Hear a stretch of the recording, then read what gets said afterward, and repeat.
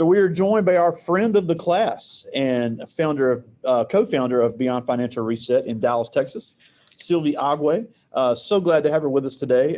We have a room full here at Velma Jackson High School, and we're recording this for our friends at Madison Central High School, Ridgeland High School, Germantown High School, and for our YouTube channel as well. So we thank you so much for joining us today. This is our personal finance class, and we cannot get enough great financial advice. And we've already looked at some of your shorts and your pieces you've had, and some great points that you made when it comes to budgeting and building wealth, and especially with the amazing story you guys have coming to this country from Nigeria, which is just really, really inspirational. Well, I am excited to be here. It's always a pleasure to share financial information with other people because, like you have heard, we did not have the information. So any opportunity I can get to share with other people, I am so excited. So thank you for having me. We're always glad to have you. And I know you wanted to share your screen. All right, let's get that done. Sure. Let's see here. I think I might have lost you. No, I'm here. No, I mean the screen where I'm supposed to share it. I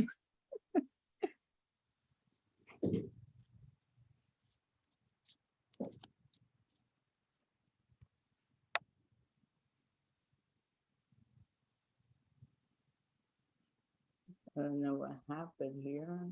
Give me a sec. Oh, take your time. Something happened.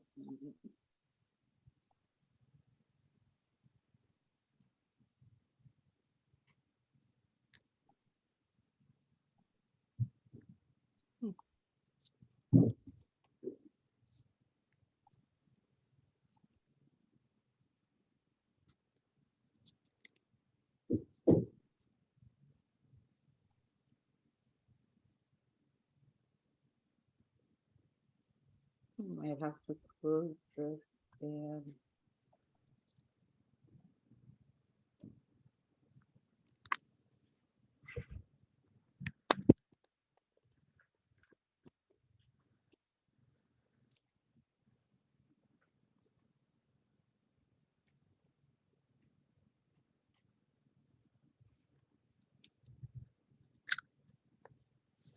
apologies. I'm trying to find the screen, the share option, and I can't find it. Oh, there. It got minimized. So there we go. Share there and share. Gotcha. All right. Can you see See it? you. All right. So is that big enough? Yep, got it. Thank you. All right. So we're gonna start off by just thinking, and this is just a mixture of our story, and I'm gonna work you in with our story and just have you thinking about a money mindset, right? So the first thing is just wondering what it would be like if money was not an issue. You had an abundance of money. Like what would life be like for you? And so that is because money affects every aspect of our life, right? So we have our health, how we feel, like when you're hungry, how do you feel, right? Our relationships, we talk about divorce. Money is the #1 reason why people get divorced. Our emotions, we talk about people being hungry, you don't have money to buy food, a sense of well-being, and just our needs of food, housing, transportation. Like money affects everything. So that's the reason why, again, we talk about money. Now, why is a money mindset important? How does it shape our financial future? The benefits of resetting our financial mindset. And that is what this presentation is going to be about, okay? All right, I'm gonna close that. So, I know you talked about me, and I just want to tell you why I am inspired to teach personal finance. First, I love seeing people win with money. If you have seen somebody get up from not having money to having money, the transformation that happens in their lives, you cannot describe it. it's like a peace that comes over them, something that we have personally experienced. And so we want to give back to others. So that is a big part of why we teach personal finance, but also just giving back to people and witnessing what that transformation that happens to them. So that's our inspiration for doing that. Now, a little bit about me. I love solving problems. So I love eating ice cream. Don't judge me. I love traveling, which is expensive. So that's why I need money. I am a mom to my two beautiful girls. I am also a wife. And I say that to people because having a healthy relationship is also important when you're building wealth. Okay. I am a certified financial educator, and I'm also a nurse practitioner. Now, being a nurse practitioner, I also got a chance to talk to people whose health was affected because they did not get a chance to afford their medication, right? And then they come in because they're sick, and now you have people here who cannot afford medication, they're sick, and then it's affecting their relationship. So then you have the other side of trying to teach people about, okay, how to manage their money and afford this medication. And some of them are on chronic medication. So prevention of health issues too is a big part of not getting to that chronic side where you are going to need medication all the time, or maybe being on dialysis and, you know, what have you. So that's what I also I have to see as a, you know, a nurse practitioner. So like I said, it all ties in with money. Comes back to money, right? And there's people missing work in those situations as well. So they're losing wages on top of that. Exactly. So money, money, money. So let's take a brief journey down our path of a financial reset. Why financial reset, right? So in 2017, we were like $323,000 in debt. Wow. Mind you, we had no house, and we had these two little kids that we loved, but we were struggling to feed. I remember at some point, it was like we needed $500 to pay our daughter's school fees. And my husband was like, you tell that story all the time. I said, yes, because that was what hit home for me. And I'm like, I'm an RN at that time, and he's a pharmacist, but we cannot come up with $500. Yeah. So that's why I tell people, like, it's not how much money you make, it's how you manage your money. So that's why I tell people a lot that my husband was a pharmacist. I was an RN, mind you, but we didn't have money, right? So did we make money? Yes, we did.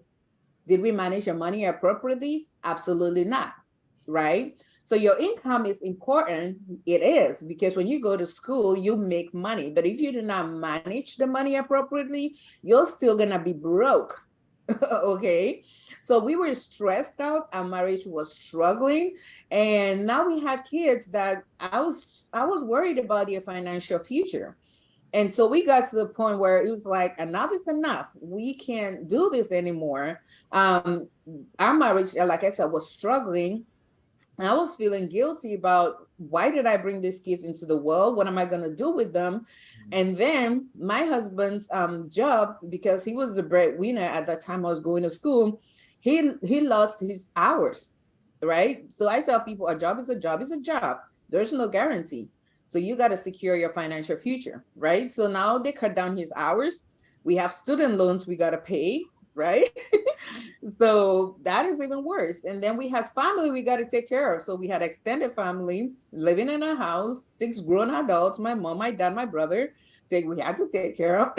So we're like stressed. Our hair is falling off. I'm growing gray. I have kids. So everything that could happen was happening at that time.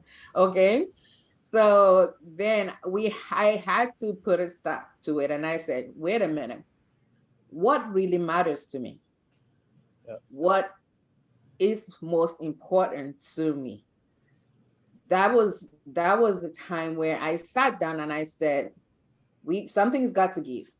You can't keep going through this. It's like we were in a hamster's wheel, just going round and round and round, and nothing was working, right? And that's when the reset happened. We put boundaries. We started prioritizing our marriage, and we became financially educated, and we became debt-free. And I want to say that it wasn't that easy. Like, boundaries, prioritize the marriage, became financially, it became debt-free. Here's what happened. We used to be in Colorado. We moved to Fort Stockton, which is a little tiny village in the middle of nowhere. So our income in our rents, excuse me, in Colorado was like 2,500. We moved to Fort Stockton in a little teeny tiny bitty home.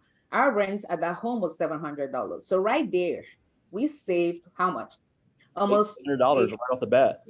right there, right? So we put that to our debt, right? And so those were like drastic measures that we had to take. And then I told my mom and dad, I told my brother, you got to take your parents. I can't do this anymore. So those are the boundaries that I implemented. Because it's like I can't be taking care of all of you when I can't even take care of myself, Yeah. right? So give my parents to my brother. You got to take care of them. I can't because they needed medication, they needed all of this stuff, but I can't be giving it to you if I don't build a solid financial foundation where I can sustain your lifestyle, right? So those were the drastic measures, like I said, that we put in place to be able to pay off our debt. So, and I tell people when people come in and say, oh, I've done everything I can. And I say, have you? How bad do you really want this? Because like I'm telling you, we did drastic measures. My husband worked 27 out of 30 days at some point to be able to raise the money to pay off that debt. But again, it was for a short time, right?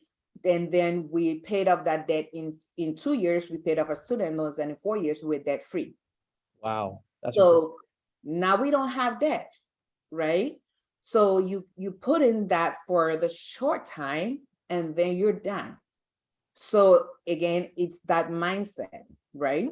Now, when we did that, we're like, okay, let's go about educating other people to be able to do that as well. So that's when the concept of Beyond Financial Reset came in, where we want to empower others to be able to eliminate their debt and build wealth so that they can live the life that they want.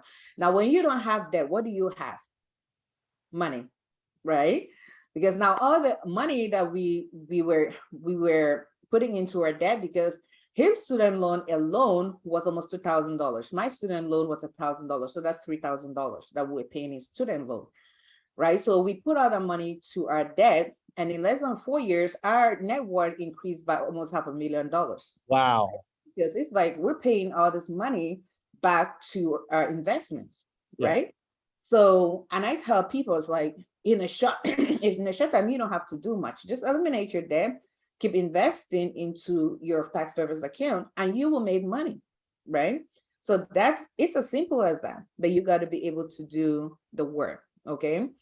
So now, what are some of the things we do at Beyond Financial Reset? It's again, financial education, coaching people, and we have a Facebook group that you know about, and we just share tips and tools in there. So our website is beyondfinancialreset.com if you want to check it out. Now, why is financial reset important? First of all, like I said, it gives you the freedom to live the life that you want. Like for me, it's traveling, and it's expensive, but when you love something, you budget for it, right? Yeah, absolutely. Put it in your budget and you can create the lifestyle that you want. But if your money is tied in debt, you cannot do the things that you want. And you can retire when you want. When we were paying off our debt, we put in our mind, like, okay, here's when we want to retire and here's what we want to do. And when you have your goals laid out, then you work towards them, right? So, because like I said, a job is just a job. They can take it away from you at any time. During COVID, for example, I got laid off twice. So that's income that's taken away. And I don't want people to constantly to depend on a job. You got to build that foundation for yourself. If my job is not here today, how am I going to feed my kids? How am I going to take care of my needs? And if you have a huge debt load, what are you going to do? Right? And then create a plan for your money, prepare for emergencies, save for the future. Now, what about, like, when I talk about emergencies, now in the last year, I have not been able to work full time. Why? I just got my hip replaced. I'm only 40 years old, right? So those are those emergencies that you don't foresee. Now, if I had my student loans, I had his student loans, right? What would I be doing with $3,000 in debt and not being able to work as much as I would want? So those are just emergencies that life throws at you that you have to deal with, right? So, but then you sit down and you're just thankful that you don't have to deal with that, because financially, I mean, mentally and health-wise, you feel down. But then think about if you had to compound the financial stress on top of everything else you're doing health-wise, how would you feel? Okay, so again, we tell people, please build a solid financial foundation so that when life throws things at you, which I bet you, please believe me, if you take nothing else from this, life is going to throw curveballs at you. Yeah, Okay, especially if you have a kid. it will. And so you got to prepare for it by building a solid financial foundation so that you will not be shaken when it happens. All right. And then just put you in control of your money, and not in such a way that you are running around chasing, making decisions that you're not sure of, and not impulsively spending your money. I talk about having an accountability partner, such that if you want to spend your money and you're not sure of it, then you have that extra step roadblock where you can check in with that person. Hey, should I be spending this money? Like for us, it's my husband. If we've done our budget and something comes up and it's more than $300, that's your stop right there to say, hey, wait a minute, should I be spending $300? Right? You got to check in with the other person. So things like that, you got to put those stops right there, because you want to be in control of your money. Put your money to work instead of your money controlling you. Okay. And how can you transform your money mindset? First of all, you got to acknowledge your financial mistakes. Now, you can't beat yourself up, because when I tell you we made financial mistakes, we have made all the mistakes that you can think about. All right. But you know, in your defense, you know, coming from a different country, you were not educated on the way things were working. But it's important now, you know, and I tell these kids all the time, you may not think this is important, but I promise if you don't know how to do this, it will lead you to even more headaches than you are already going to have. yes, yes, that's true. And the good thing that they have is that they are young, right?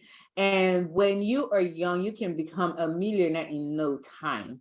So please just use the financial education, know where to get financial education from. Make sure you're getting the right financial education, because the wrong financial education can cost you a lot of money down the road, which happened to us, right? We took the wrong financial advice. And so it cost us a lot of financial mistakes. But if you make financial mistakes, you don't want to keep making those mistakes. The good thing is you want to recognize that I made a mistake and move from it. Don't sit in that mistake and beat yourself up constantly. Forgive yourself for those mistakes, because we were here for 16 years in the US and we didn't have anything to show for it, right? But we had to move from that mistake and say, you know what, we made mistakes, but as long as you're living and breathing, there's always room to grow and move and make yourself better. Absolutely. Right. When we were teaching financial education through Dave Ramsey, there was a lady who was 1 year from retirement. She was that old, right? And she was there and she had $1 million in debt, but she didn't give up. So I tell people, like, never give up, right? There is always room to grow. There's always room to make amends for your mistakes, okay? And then the other thing you want to do is to identify what motivates you. If there is no reason for you to make those changes, you will never make those changes. If I tell you, Greg, you got to change your financial habits, you will not change it unless you, Greg, find the thing that motivates you. So for us, it was my kids, right? My kids were my motivation. I was like, I can't keep depending on somebody to feed my kids for me. I brought these kids into this world. I'm responsible for taking care of them. If it's your parents that you want to take care of, then you got to make sure that you get a visual representation of it and put it where you're going to constantly see it and be reminded, why do I want to do better financially, right? So let it be personal to you. It cannot be somebody else's intention why you want to change your financial behavior. It has to be yours and yours alone. All right. And then lastly, you got to believe in yourself. Believe that change is possible. So saying it is one thing, but you got to take action. So wake up each day and say, what is one thing that I can do to move me towards achieving my financial goal? Don't wake up and say, okay, you know what? I'm gonna do my budget and then I will do my net worth and then I will check. No, don't do 20 things. You are not gonna achieve any of them. Okay. Just do one or two things a day and then check them off. That's going to make you feel like you accomplished something and then motivate you to achieve the next thing. So believe that change is possible, commit to doing it, and actually do it. Okay, so actionable steps. You got to make sure that you put in actionable steps. Now, like Warren Buffett said, it's not necessary to do extraordinary things to get extraordinary results. It's just the simple things we do, like making a budget, saving money, right? Not spending more than we're supposed to. And that's going to make you get more money and build wealth. So it's nothing extraordinary. There's no secret magic secret to being wealthy. Everybody's like, oh, the secret to build. There's no secret. It's just the simple things in life that we gotta do. All right. So reset your money mindset and start living the life that you want, because everybody deserves to live their fabulous life that they want, right? And that's all I got for you. So follow us on Facebook, Instagram, TikTok, and we're on YouTube every now and then. Yep. And that's our website.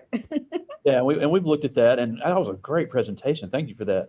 You're But welcome. one thing that you mentioned, and we were just looking at this before you came on, is you mentioned a big mistake people make also, even if they make good saving decisions, the spending decisions they make because they want to keep up with the social media craze. They want to, and you know, and we watch Anthony O'Neill in here sometimes, and one thing that Anthony O'Neill and Dave Ramsey both say is that we spend money we don't have to impress people we don't like on things that we don't need.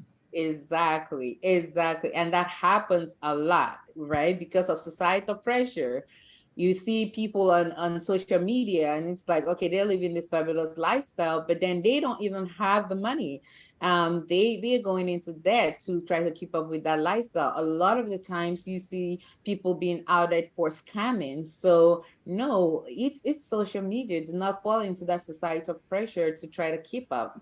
That's the number. That's the common reason why people go into that, to try to keep up. Please Yeah, and don't. that's even celebrities, because you have celebrities that may, like you said, they may be making a lot of money, but because they're not managing it correctly, they may be balling out in a music video, but they really don't have anything to show for it.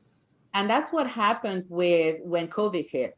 Yeah. A lot of celebrities were struggling financially. Why? Because they didn't have any savings, right? They didn't have, you realize that they were living hand to mouth. So they were waiting for the next gig to have money. So when COVID hit and everything shut down, then you started hearing about, oh, the celebrity, they were losing their house. So that would have been a wake up call for all of us. Like, wait a minute, these people really do not have money, right? Because they were just flaunting this lifestyle and thinking, because that's how they get their followers to show to them like, okay, you know what, we really have this money, but actually they didn't. So then after COVID, they had this craze of financial education, like, wait a minute, we got to really educate ourselves about money because we're struggling out here. So yeah, that was something else. Yeah. Now, before I get to these questions from the students, and I got some great ones, there are Okay. two big things I did want to talk about as far as financial traps people fall into. Mm-hmm. And one of them, and that's the student loans. And personally, it's one of the biggest rackets. How it's legal, I will never know, because especially, in your cases being immigrants, and then a lot of first generation college students, these companies know this. They'll prey on you and they'll try to talk you into signing up for these thousands of dollars loan, and these interest rates ought to be illegal. So yeah, they're going to front the money, and then you might get this big refund check, but that's not, just go spend it at the store money. That's money that you have to manage correctly, because you're going to have to pay that money back. So Yes. talk a little bit about what you've seen people fall into traps as far as student loans. So I think that with student loans, right, we're so focused. When you go to school, your main goal is going to school. You do not even look at the paperwork before you sign it, at least for us. Yeah. So until we came out of school, we did not know how much a student loan was. We didn't even know what the interest rate was, because at that time you're so desperate to go to school, right? And there is no orientation about, okay, here's your student loan, here's how much it's going to take you to pay, here is, your interest rate, here's who you're taking money from. So that orientation needs to happen, because you need to be aware what you're signing. But no, you are just, oh, sign here, take your money, oh, this is the max you can get, and they give you the max. And of course, you're the student who needs money, who's not going to take the max, so you take the max and you go about your business, right? So that orientation was missing. So now we tell people, please look at what you're signing. And then there was the $7,000, right? We paid this, no, $15,000. We paid this $15,000 for 7 years, for 4 years, I'm sorry. And then when we came back, it was $7,000. And we're like, we've been paying this loan with extra money for 4 years. How is this still $7,000, right? So it's just those things where you don't look at your paperwork when you signed it. So you got to know who your lender is. You got to know how much your interest is on your loan. And then you got to know your term, like how much are you signing for? And please don't take money that you do not need. You don't, if you don't need it, don't take it, because they just push you. Oh, you maxed out, just take it, Yeah. And like, if you have an option to work in school, please work and take the minimum. I'll go to a community college and take your school credits, so that you can only transfer to university and take the courses that you need at the university. So, and go in state to school. That's another thing I tell people is, oh, I want to go to this prestigious school, but nobody has ever come to me and said, oh, Sylvie, you're a nurse practitioner, what school did you go to? Nobody cares. When they're sick, they come in and they just want to be taken care of, right? So you gotta be careful about just going to the schools that are more expensive and getting these big loans, when it really doesn't add anything to what you intend to do in life, right? Yeah. So. Now, and you mentioned community college. I know Texas has a great community college system, but we also have one here in Mississippi as well. And just getting a 20 on the ACT can get you all pretty much tuition at least halfway covered at community college in Mississippi. So there's a lot of very affordable avenues, even if somebody is a first generation college student. Now, the other thing I wanted to briefly mention before I get to the questions, and you talked a little bit about this as well, is the credit card traps people fall into, especially students. These people are on college campuses. We'll give you a free T-shirt if you do this. You'll be at the store. You'll get 20% off today if you do this. And again, you think of the ease of it, the ease of access, the convenience of it, but yet it is something that if you're not aware of can be detrimental. Yes. And actually, there was a report that there is a report that the first credit card that you get, you stay loyal to it, right? So, and most people get their first credit card, in college. So that's why people target college students a lot, because they want that loyalty. So when you get the credit card, of course, you're like, they sell you this whole story about you need a credit card to build your credit score. But what are you building your credit score to do with in college? Like, what really are you trying to buy, right? Go. Excuse me. So yes, they come in and they give you a credit score, and at that time, a credit card, I'm sorry, and at that time you have no credit. So of course your interest is going to be ridiculous. So then you end up with a credit card that you probably don't know how to use. It's free money, so you run up your credit card. So that's why they target college students, to give them this credit card so that they can make a whole lot of money out of them. And so yes, the credit card companies just love to target the college students because of that loyalty. So, but definitely you do not need a credit card when you're in college. You can work and go to school, and actually the studies have shown that students who work and go to school do better than people who do not work. So and you can do small things like put a cell phone in your name to build your credit. You don't necessarily need a credit card to do that. Credit card, yeah. So that definitely can do that. So. Yeah, and I just think, and also on the retail side, all these store credit cards are a huge racket as well. I mean, almost 30% of their revenue is off of those credit card fees, and that is unbelievable. Yeah, you go to buy like a pair of shoes for $20. Like, you want to open a stock credit? You want to open a stock credit card? No, I do not want to open a stock credit card. Stop asking me, and like, at least it should be a red flag to everybody. It's like every time you go there, they're asking you to do something, like, just if it's that easy, like it should be a red flag to you, you know? All right, so I do have some great questions from the students, and I'm going to Okay. get as many of these as I can. Uh, okay, this is from Keisha Daltrey. She's a sophomore, and she asked, Okay. "What is the best advice you have for someone who wants to build wealth?" The best advice I would give for somebody who wants to build wealth is to get out of debt if you have debt. If you do not have debt, then just start putting money into your Roth IRA to start. Yeah, and if they're not familiar, IRA is your individual retirement account. But always, and another thing that especially young people say, they say, "I don't need to put money aside for my retirement." It's a company or the government is offering you to match that match a retirement contribution, and you don't put the max in there, you're absolutely out of your mind. Yes.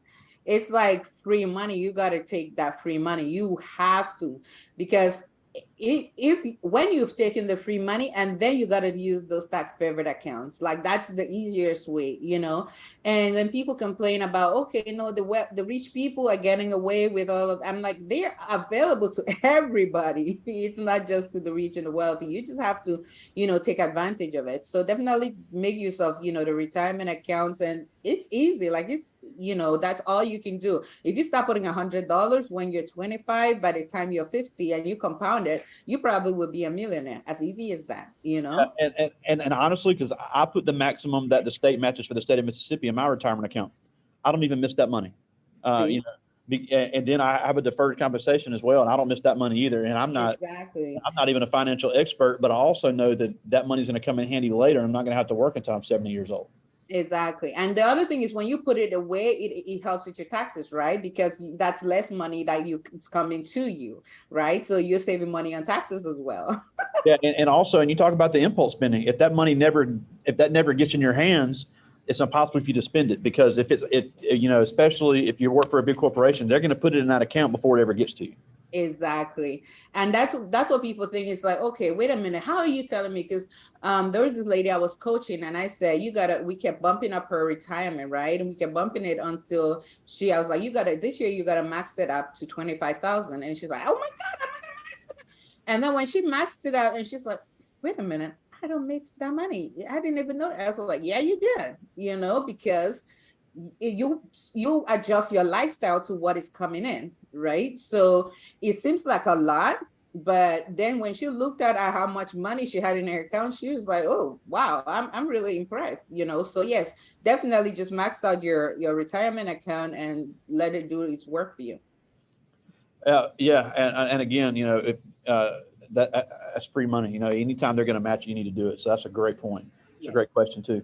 This is Jeremy Clark. He's a senior, and he asked, "What obstacles did you face as an immigrant looking for employment in the United States?" First of all, language barrier, and just the confidence as an immigrant, because we were not taught to be very outspoken. So definitely finding my confidence, and I think that's something I'm working on. And I admire my children who are very outspoken now. I'm like, wow, okay, you're speaking to the others like that. So yes, definitely going out there and just speaking up for myself is definitely a challenge. Yeah, and we'll have some immigrant students that'll watch this later, and I think it's important to know that that immigrants in this country play such a huge role in the economy. And it's unfortunate that immigrants that haven't been told about things before they came to the United States have been preyed on by so many of these financial institutions. And again, I don't know how any of that's legal, but unfortunately, it does happen. So it's very important for people to be aware of that. When they start making financial decisions. This is James Jackson. He's a senior. He's got a 21 on the ACT. Let me speak on I want to speak on the immigrant, like the immigrant students who are watching, because a lot of the immigrants, there's the immigrant community, there's this insurance craze that's going on. And that's something that I want to speak on, because there's within the community, again, like I said, yes, insurance is good, but it's something I recommend. I get the term life insurance and invest your money. But within the immigrant community, they go around saying, okay, you gotta buy this whole life insurance and stuff. So for the kids who are watching, please, again, when I talk about the wrong financial education, do not fall prey to that. Okay, please do not fall prey to that. Invest your money, like Greg was saying, in the in the tax favored accounts, and because those other insurance are so expensive, and then that's money that you could just put in your tax favored accounts and then let it compound for you. So for the immigrant kids, if somebody comes to your home selling you those things, please do not fall prey to that, and educate your parents as well. Yeah, absolutely. Especially if your parents are first generation Americans and they have any type of language barrier. We do, Yes. that's a huge, and that's, I don't know how it's legal, but unfortunately that does happen. This is James Jackson. He's a senior, has a 21 on the ACT, and he's looking to do the community college route to save some money. But he's asking, he says, I don't have any debt right now, but what would you advise me would be the best way to keep it that way? I would say that you continue using cash, and then save, not only saving but making a budget for everything you want to buy. So delayed gratification, if you can keep practicing that, that will help you go a long way. So if you want to buy something, sleep on it 24 hours. Yeah, we just talked about that on your video. That was a great point. Yeah, so don't buy it. If you sleep on it and then you wake up and you still want to buy at least, now you know that it's a rational decision, not an impulsive decision. So absolutely. This is Rodarius Williams. He's also a senior. This is a great question. And we actually had a speaker from a bank last week, and he's asking about what would be the best way to decide what bank to choose.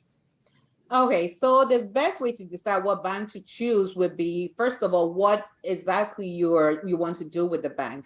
If you say, for example, you want to open an account for your emergency fund, right? So if it's an emergency fund, you don't want it too close to you where you can easily access the money and use it. So I would say it's an online savings account or a money market fund, right? But then if it's for just a check-in, an account where you obviously will be writing check, you want accessibility, and then you want to minimize checking fees. So you don't want something that they're going to be charging you if you don't have minimum amounts in it. So definitely I would say, okay, what exactly is your intention for opening that account? That will be the reason for, that will be my starting point, and then determine from there what account we need to open and whether we need a local bank or an online account. Yeah, and that's, I'm glad you brought that up too, because for me personally, I had to find somewhere that I knew they would be open when I could get off work and I could talk to somebody face to face if I needed to. So the hours of the bank is something you have to look at. So yeah, they may have, a great deal, but if you can never get there when they're open, it's really not a whole lot of point having the account there. Exactly. So accessibility for you needs to be, if that's what you're looking for, then definitely you want to, and then proximity, right? So if close to you, you got to look at that as well. So what is your reason? And we're a rural community, so there's a lot of the older generation in this area has had, speaks of the mistrust of banks, but with the growth of technology, it is just more and more accessible, and it really needs to be utilized in a smart way by these young people, especially the ones that are about to go to college. Yeah. Okay. So they definitely need like online banking. Yeah. Okay. I just got one more from I got one more from the students, and this is Jada Green. She's a sophomore, and she asked, how does a budget help you save money? Okay. So a budget helps you save money because when you're doing your budget, the very first thing you want to do is save, right? So people have this misconception like, okay, when I do my budget and then I want to pay my bills. No. So when we're doing a budget, you have, say, for example, you're using the 50-30-20 budget, right? So the 20 actually comes in before your expenses, right? So you're saving 20% of your income, and then you go now to your necessary, like your housing and your transportation, things that are necessary, and then you pay those off now before you even go to your wants. If you do not have, and you're struggling and you don't have money to save, and you're barely trying to make enough money to pay your necessary expenses, then okay, you go to your expenses. But if you have any money saved, any money left over, it goes to your savings. Okay, so that's why a budget is important, because it definitely gives you a picture of where your money needs to go. But if you do not have a budget, guess what? You're gonna go spend it on maybe your wants before you put in your savings, right? So that's why that's why they say a budget helps you save money, because you put every dollar to use. Yeah, and I think it's important too, something that, and again, I'm not an expert, but one thing that I've done that I've found useful is that anytime I have any type of bonus or a refund, about 95% of that money goes immediately into savings. Um, Yes. Now, unfortunately, I've had some car issues where all that money was gone pretty quick, but it was there for me to use. Yes. I wasn't blowing my paycheck. I had that money set aside, and yeah, Mhm. it sucked, and it was all gone pretty quick. But at the end of the day, I still had that available, and I was able to take care of business, and I didn't have to cut somewhere else when it was Yeah. coming out of my direct paycheck.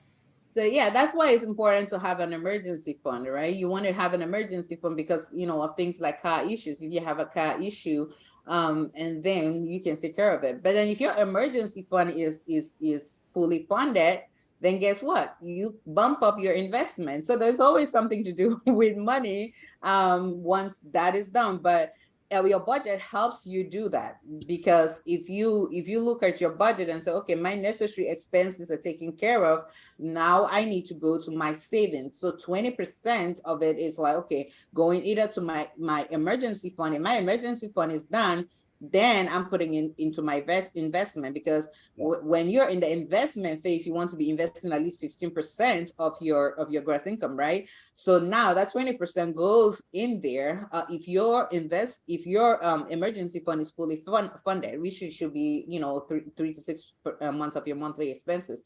So you want to be putting all of that 20% into your investment if you have a fully funded emergency fund. That's awesome. Well, we're almost out of time. And again, I thank you so much for joining us. I mean, your knowledge is just unbelievable, and you guys have such a great story of coming to this country and just being so successful, and just becoming so educated and intelligent when it comes to financial issues. But before we go, uh, we got a lot of young people with us now. A few of these about to get ready to graduate from high school and get into the career and college world.